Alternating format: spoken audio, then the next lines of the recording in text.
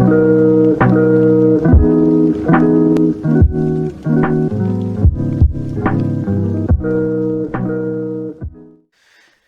guys, what is going on, RedMaster here, and welcome back to an episode of Cards and Castles TV Commentary. We've got some great matches lined up for you guys today, so again, don't want to hold you up here in this intro. Let's go ahead and jump into match number 1 and see what that match has to offer. But before we get into those matches, folks, I just want to kind of point out to you, of course, our favorite numbers of the day. The YouTube analytics are telling me that over 46.2% of you guys who watch these videos are not subscribed to the channel, which is quite mind-boggling. So I would like to kind of encourage you now, if you haven't done so already, be sure to subscribe to the channel. Helps us grow, and hey, it gives you some gremlin protection, which is very needed when you're playing cards and castles here. You never know when gremlins are lurking around on the ladder, and you want some protection at all costs. So if you want that, be sure to subscribe, and let's get on to the matches. Alright folks, and match number 1 is underway here as we've got Pan007 taking on Zechknight in the opening bout. It looks like it's going to be a bit of a Viking Warlock taking on Viking Ninja here in both decks. Usually don't see too often, so content could be a little varied here, so we'll see what both players are bringing to the table as we start off on Zech's turn 1. Has to pass. He's got reanimate though, so we hopefully can see that later on in the game. Hopefully get some big value out of that. But for now, Pan gonna start off the game with the Lumberjack. Not too bad of a start here. Gonna look like he's gonna take the 1 chip as well. Zech opting to not dissipate it, which is fine. Kind of away from the Lumberjack anyway, and no reason to not just take the 1. Imp follows up though. That is a little bit dangerous. We'll see if Zech's able to get this Salahar connection onto the Imp, which he does. Very nice. Excellent work there. So clearing the board here, evening things up a bit, and Pan in response actually has to pass his turn. So quite interesting that he doesn't have a turn 3 play. Usually one of those big turns is turn 3, so to not really see anything come out of that usually is a good sign for Zech. And Zech responds with an armory, keeping it simple. Pan will follow up the Rat King as a response. Not sure if he's had that in hand or just top decked it. Excuse me. Well, it looks like Zech going to use the opportunity to play his own Rat King now, which is going to do a bit of cleanup here on those rats. Following up with Throne of Emperor in the back, so a little bit of a bounce deck perhaps for Zech. We'll see where this goes. In the meantime, looks like some rats are going to do some trading here. Very, not too big. We're going to do a blue firebolt, take out the armory, so then that does hit the remaining rat, or that actually does kill it. Leaving Zech in an interesting position here. He's going to respond with the Banshee off the top and continue to push his forces here. So doesn't have any bounce for that throne, which is unfortunate, but hopefully we'll see that turn around in the future here. Looks like Lich going to come down. Medal of Bravery following up. Comes with the Molten Pillar as well. So Pillar's kind of interesting to me. Kind of potentially indicates that this is a Last Will deck. Looks like Zech decides to dissipate that as well, as I fix the mouse cursor that was hovering over the temple for a little bit there. We'll follow the Blacksmith from Zech and into another Lich from Pan, following up. Okay, so kind of repeating the play here. It actually goes ahead and kills off the Banshee with that Lich, not allowing the damage to come in and placing his other Lich in the back, which is, I guess, fine when you have a position like this, when you can trade Lich without much of the backfire from Last Will hurting you. I guess it is fair to take, and of course, Banshee is doing 4 damage, so nice to avoid that whenever possible. For Zech's turn, excuse me, looks like he is going to throw down the temple and call it a turn. Obviously, the upkeep, meaning he can't do as much, and the pillar will destroy the Rat King, so Journey ultimately becoming a little bit useless there. Zech going to go for the, probably the guard off the top, I imagine, right? Yep, guard off the top will be coming down here, following with the Molten Pillar. Yep, very nice. Blacksmith Will getting in on the action. Will guard. Yep. Okay, finish it off. And that's going to do a lot of Last Will damage. So, of course, Reanimate now comes into effect here. And, of course, the Freezing Pillar as the follow-up, which is fine to kind of slow down the Swordsman. He also could have opted to go for a Hassan City Guard Mystic Journey to get more reanimate value, but it makes sense to why we pillar here instead. Obviously, there's no clear way to deal with the Swordsman from hand right now, so the best way that we can sort of slow it down at least is to pop the pillar, which means foregoing Mystic Journey for more reanimate units. So it does make sense why Pillar comes down there in that moment, but we'll see how Pan responds here as we go back to his turn. Look like he's going to Blue Firebolt the Pillar away, interestingly enough, so doesn't want to set up for Chain, which is fine. Lumberjack comes down, not going to really do much except for some draw cycle here. We lead into a Hassan City Guard here. We do have room for a Reanimate of our own. Is that potentially what we're going to see here, though? guard. Okay, so no. Would have been a great reanimate to counteract Zek's reanimate. And instead we'll go for a shaman here on Zek's turn, following with the lumberjack, and now Shadow Slip, so making use of that Throne of Emperor, which is nice. Personally, I probably would have foregone the Banshees and just made that trade, because judged based on this hand, there isn't much that Zek can do to respond to the swordsman, except, you know, placing the shaman blocker and hoping that there isn't anything up Pan's sleeve, like more burn, or maybe some winds action, or lich freeze. So kind of a risk in doing the shaman bounce, but I guess he just wants to see some beefy boys here. And I mean, 4-6 is pretty much, you know, the swordsman and shaman are equal, so maybe he's thinking that he may not be able to get rid of it. We'll see how the pan responds in a moment here. We'll also follow up the free lumberjack at the 3-3. Just to get some more draw out here. And we also could have played the other lumberjack, but I guess chose not to unless he ran out of time, maybe. Well, Pan responds with Winds of the North, so of course that's going to be a little bit of a pain in the ass for Zek, especially now with Frost Giant coming out as well. We see freezing that Shaman here, so Swords are going to be able to make a clean kill. With these guards, going to go ahead and making the trade in first. A little bit of chain value for Zek, but ultimately he's not. This is not looking good for him. The guard, of course, the second guard follows up with the shaman, and of course, swordsman swings connecting to both units. Now we do have Banshee, which I assume is probably going to come out and take out this swordsman, right? Okay, no, we're going to go with the Yenaroth, not Dramoth. Yenaroth hits the board off the top. That will freeze off the board, killing off the swordsman. And we will follow up with one of the Banshees at 5-4. Going to go ahead and push for castle damage, it looks like. Pan running out of cards here. And not a lot of answers to respond. Spear Strike, though. Lucky Spear Strike onto the Yenaroth. Followed up with the Lumberjack and the Temple in the back. So, of course, that is going to mean Yenaroth does die. A little bit of chain damage as well to the castle. And Lumberjack, of course, I guess just staying up and away from chain value. Zek does pull a Rat King, though. And with these two journeys in hand, we're definitely going to probably see a Mystic Journey pop off here. There's the rat, and there is the push. Very nice. So there is one set of rats. Bit of a mistake here on Zek's part, though. Hits the Lich, and you could already see the chain forming. He hits the bottom rat into the Lich, so of course that means chain will kill off most of these rats here. And of course a second journey will have to come out then to replace those rats. And then we'll do, of course, some little bit of castle chain here. Unless maybe the point of that was to remove a couple of these rats to relieve chain value. Although still feels like a waste for all those rats to just disappear. As we, of course, going to go ahead and do a lot of chain damage here, as you can see. Arc Fire hitting the board as well, killing off the top guard. Rat going to go ahead and do some additional chain damage. I believe Banshee as well, right? Well, Rat's moving up, another Banshee coming down. I don't. Did that Banshee attack? He might have attacked, and I didn't see it. Oh well.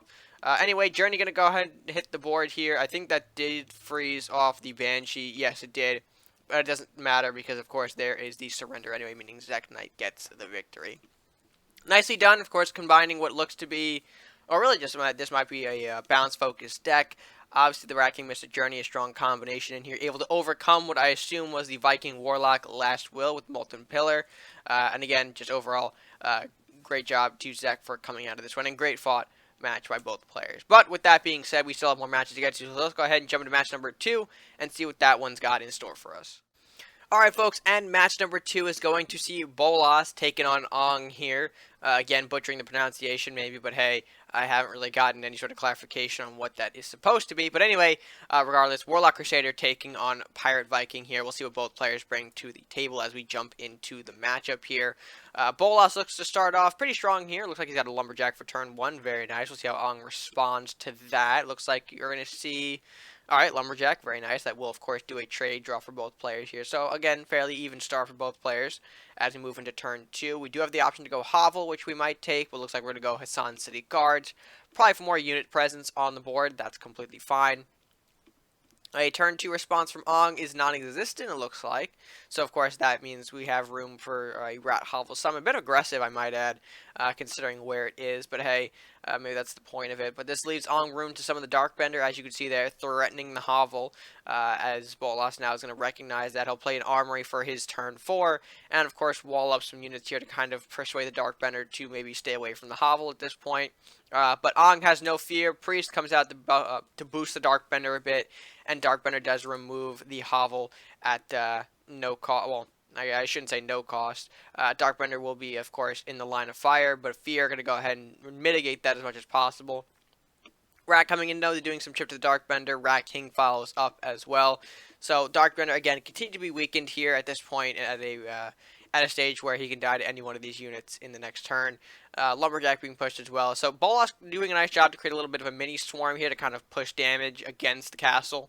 But Blue Fireball from Ong does put a small damper on that, of course, removing a lot of these buffs, although it won't matter considering that we have enough still to remove that Darkbender, which it looks like we are going to take here. So, of course, both rats going into that Darkbender. Meanwhile, our remaining units going to go ahead and chip away at the castle here, Rat King, Lumberjack, as well as the other units pushing up as well. So, a bit of a swarm on Ong's face here. He does have the, doesn't have the Dragon's Fire yet. It looks like we aren't going to play it, at least for now.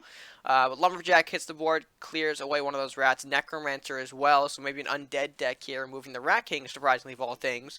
Although, considering that Rat King is a bit of a tool for Mystic Journey, it makes sense why we avoid, or we actually hit that instead of anything else. But hey, we know that Mystic Journey isn't in the hand, so maybe not the best move, but regardless, a lot of chip damage coming in for Bolas as we move to the Paladin from Ong, again, removing chip further, and actually not blocking the castle here, or at least not removing any more units, I should say, and that leaves Necromancer to get frozen with the Paladin alongside against for this freezing pillar, if that English worked. I think it did. Anyway, the freezing comes out, freezes everything on the board here as the units get some chip damage aided by the Temple of the Five Gods. Mordock hits the board. Mordock generates that Banshee. Banshee will make a clean kill trade with Shaman as we move into, back to Bolas' turn, which of course we see Yenneroth and Mordock in hand.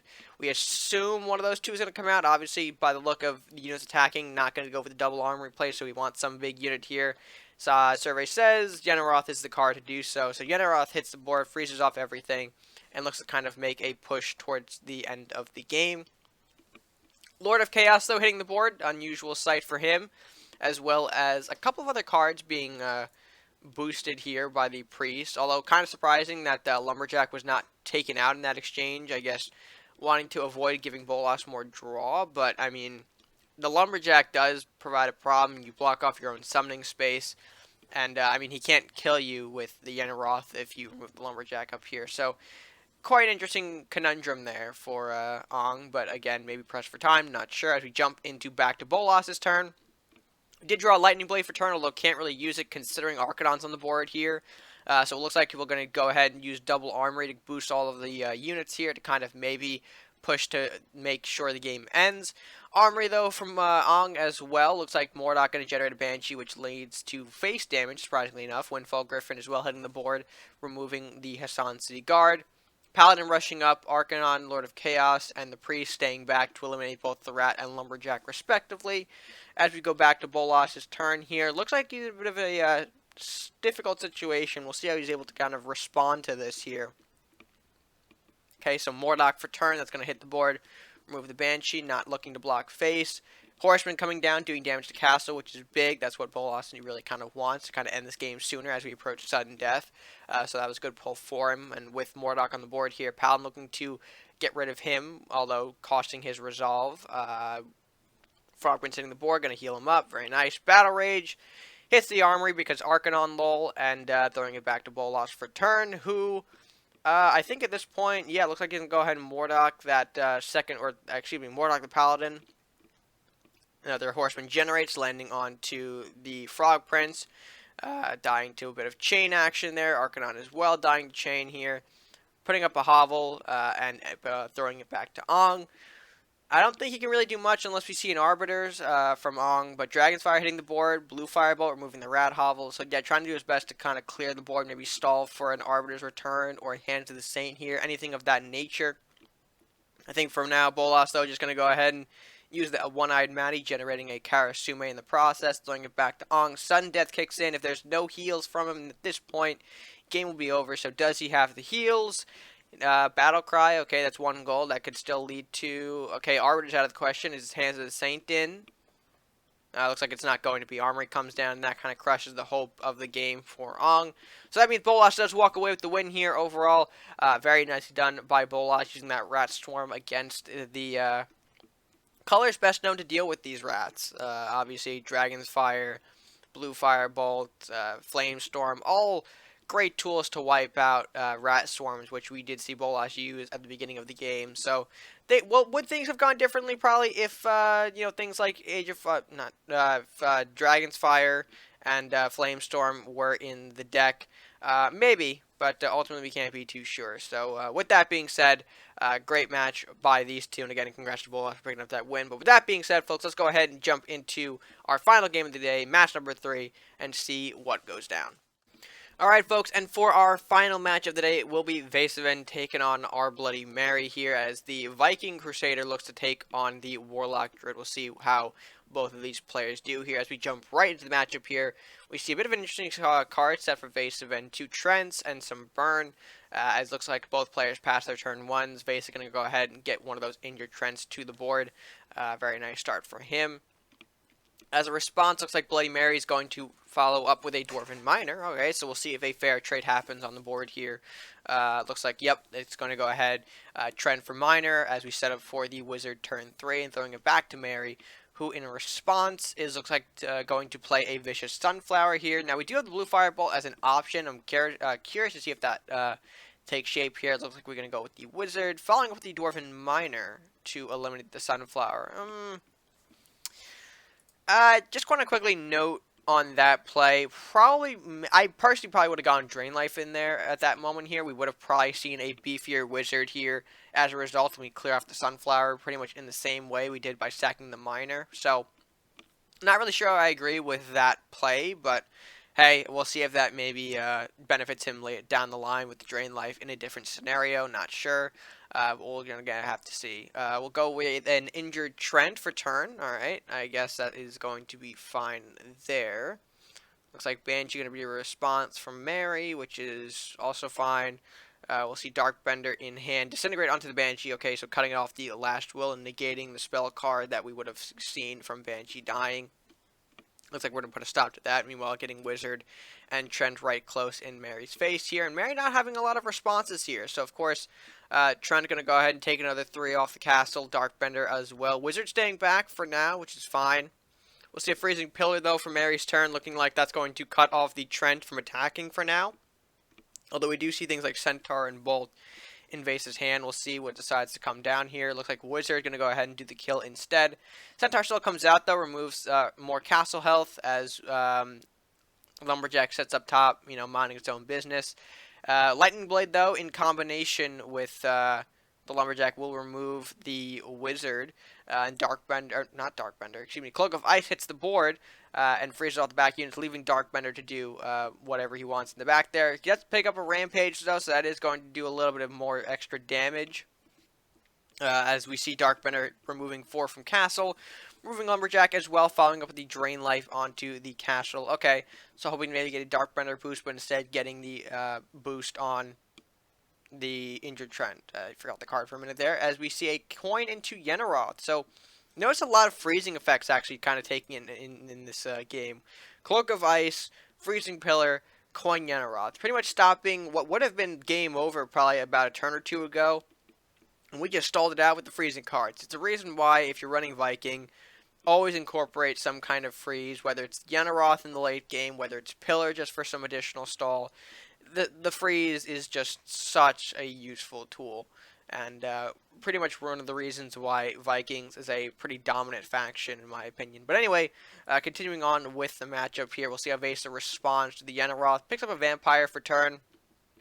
Honestly, not going to help him against the Yenneroth here. We'll see how he reacts to that. We've seen Arbiter's return hit the board, so of course negating a lot of damage done over the game.